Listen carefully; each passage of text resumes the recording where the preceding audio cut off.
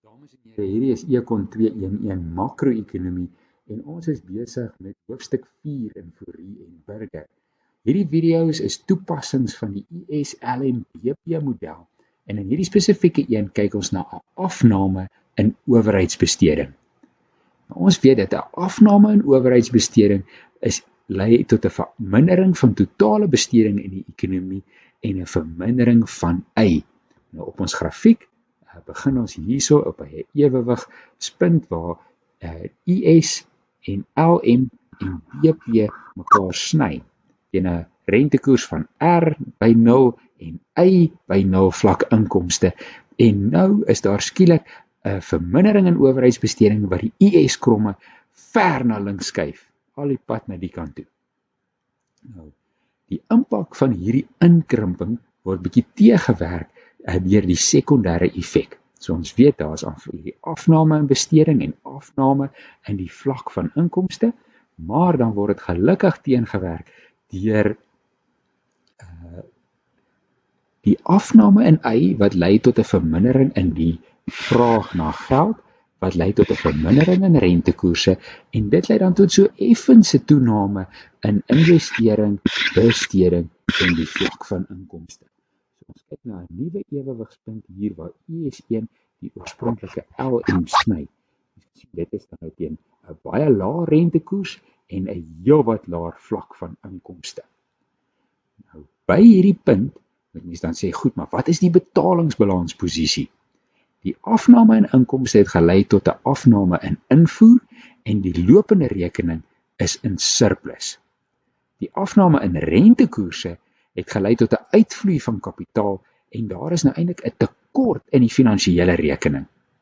Nou ons neem nou aan dat kapitaalvloei is baie sensitief vir hierdie verandering in rentekoerse en dat die effek van die laer rentekoerse op die kapitaaluitvloei en die tekort wat dit veroorsaak is groter as die klein surplus op die lopende rekening.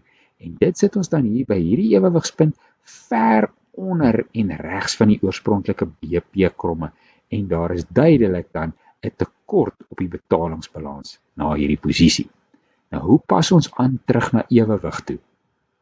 Dit vind plaas via die geldaanbod en via die wisselkoers. Nou, so betalingsbalans soos tekort soos hierdie beteken daar is 'n netto uitvloei van geld uit die ekonomie uit, wat beteken dat die aanbod van geld neem af. Dit skuif dan nou die LM-kromme na links. En hier kan ons sien LM skuif van LM0 na LM1 toe.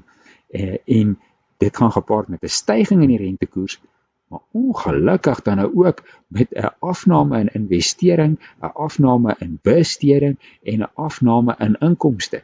So ewewig by hierdie punt tussen die nuwe IS en die nuwe LM laat die ekonomie dan eintlik nog slegter af as net die aanvanklike inkrimping van owerheidsbesteding. Nou, waar is die betalingsbalansposisie? Nog steeds in tekort. Die afname in Y beteken daar word minder ingevoer, so die lopende rekening het so bietjie versterk, maar daar is nog steeds 'n tekort.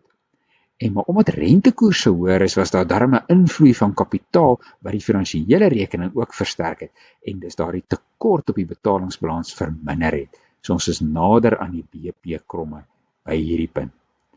Nou, wanneer daar steeds 'n tekort is, beteken dit daar is 'n netto uitvloei van geld uit die ekonomie uit, 'n ooraanbod van rand en die rand depresieer, verloor waarde. En dit het twee gevolge wat belangrik is.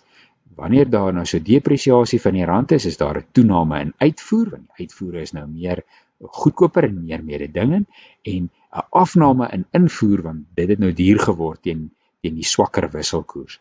En dit beteken dan die IS-kromme skuif na regs. Nou uitvoer is 'n deel van die IS en daar skuif die IS nou weer 'n bietjie na regs en die sny dan nou die LM-lyn hierso.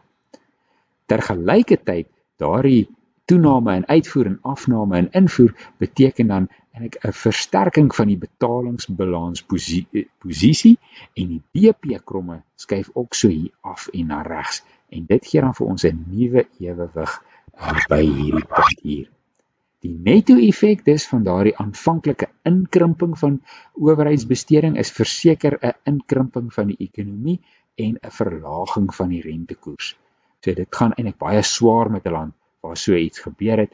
In Engels praat hulle van die term austerity, dat groot besparingsmaatreëls verminder die owerheidsbesteding en dit gaan eintlik gepaard met 'n resessie in die vlak van inkomste.